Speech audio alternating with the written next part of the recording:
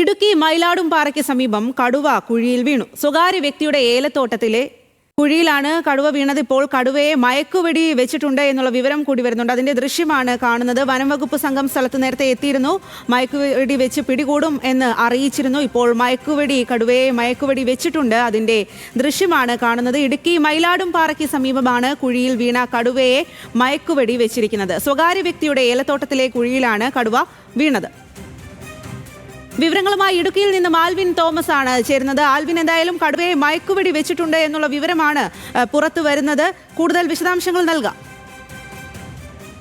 അല്പം മുമ്പാണ് കടുവയ്ക്ക് മയക്കുവെടി നൽകിയിട്ടുള്ളത്. ഡാർട്ട് ചെയ്തുകൊണ്ട് ഇത് കടുവയെ ഈ കുഴിക്കിൽ നിന്ന് പുറത്തെത്തിക്കുക എന്നുള്ളതാണ് ലക്ഷ്യത്തിലാണ് ഇപ്പോൾ വനംവകുപ്പ് അത്തരത്തിലൊരു നടപടിയിലേക്ക് പോയത്. അല്പം മുമ്പാണ് ഈ കടുവയെ വെടിവെച്ച് മയക്കുവെടി വെച്ചിട്ടുള്ളത്.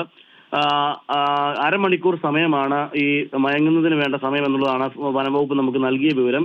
അരമണിക്കൂറിന് ശേഷം കടുവ മയക്കത്തിലേക്ക് പോയ ശേഷം മാത്രമേ ഈ കുഴിക്കുള്ളിൽ നിന്ന് കടുവയെ പുറത്തെത്തിക്കാൻ കഴിയുള്ളൂ. ഏതാണ്ട് 1.5 വയസ്സ് പ്രായം വരുന്ന കടുവയാണ് എന്നുള്ളതാണ് വനംവകുപ്പിന്റെ ഒരു പ്രാഥമികമായ നിഗമനം. ഇന്ന് പുലർച്ചെയാണ് വണ്ടൻമേട് കൊച്ചറ മയിലാടുംപാറയ്ക്ക് സമീപം ഒരു കുഴിയിൽ കടുവ വീണത്. ഈ കടുവ ഒരു നായയെ ഓടിച്ചു പോയപ്പോൾ നായയും കടുവയും ഈ കുഴിയിൽ വീഴുകയായിരുന്നു എന്നുള്ളതാണ് വനംവകുപ്പിന്റെ ഒരു പ്രാഥമിക നിഗമനം. ഈ കുഴിയിൽ ഒരു നായയും കടുവയ്ക്കൊപ്പം ഉണ്ട് എന്നുള്ളതാണ് നമുക്ക് കാഴ്ചയിൽ കാണാവുന്നത്. അല്പം മുമ്പ് ഈ മയക്കുവെടി വെച്ചിട്ടുണ്ട്. അരമണിക്കൂർ സമയത്തിന് ശേഷമാണ് ഈ കടുവയെ പുറത്തെത്തിച്ച് ഇതിനെ അതിനുവേണ്ടിയുള്ള കടുവയെ കൊണ്ടുപോകുന്നതിന് വേണ്ടിയുള്ള കൂട് ഉൾപ്പെടെയുള്ള സംവിധാനങ്ങളും എത്തിച്ചിട്ടുണ്ട്. ഏലത്തോട്ടത്തിന്റെ നടുവിലാണ് ഈ കുഴിയുള്ളത്. ഇവിടെ ഇതൊരു കേരള തമിഴ്നാട് അതിർത്തി മേഖലയാണ്. വനംവകുപ്പ് രാവിലെ തന്നെ സ്ഥലത്തെത്തിയിരുന്നു.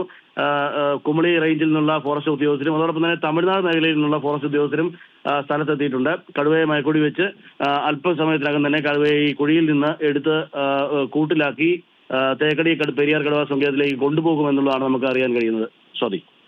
ആൽവിൻ, ഈ ഒരു പ്രദേശം ജനവാസ മേഖലയാണോ, എസ്റ്റേറ്റിന്റെ നടുവിലാണ് എന്ന് പറയുന്നു. അത്തരത്തിൽ ജനങ്ങൾക്ക് ഇപ്പോൾ ഇത്തരത്തിൽ കടുവ ഇറങ്ങുമ്പോൾ ഭീതിപ്പെടേണ്ട ഒരു സാഹചര്യം അവിടെ ഉള്ള ഒരു സ്ഥലമാണോ? ഇത് ജനവാസ മേഖല തന്നെയാണ്. മയിലാടുംപാറയിൽ നിരവധിയായ ആളുകൾ താമസിക്കുന്ന സ്ഥലമാണ്. അതോടൊപ്പം തന്നെ ഈ തോട്ടം മേഖല കൂടിയാണ്. പ്രത്യേകിച്ച് ഏലത്തോട്ടം നിരവധിയായ കൃഷിയിടങ്ങളുള്ള സ്ഥലമാണ്. ഏലം തോട്ട മേഖലയാണ്. ഇവിടെ ആളുകൾ തിങ്ങി താമസിക്കുന്ന സ്ഥലം തന്നെയാണ്.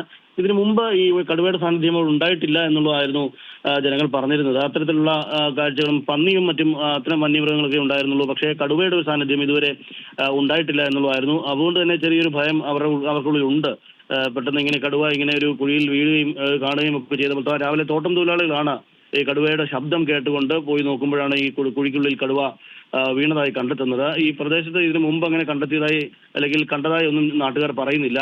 അതുകൊണ്ട് തന്നെ ചെറിയ ഭയം അവർക്കിടയിൽ ഉണ്ട്. പക്ഷേ ഇപ്പോൾ ഈ വീണ കടുവയെ മയക്കുവെടി വെച്ചിട്ടുണ്ട്. അതിനെ അവിടെ നിന്ന് ഉടൻ തന്നെ നീക്കുന്നതിന് വേണ്ട നടപടികളുമായി വനംവകുപ്പ് പോവുകയാണ്.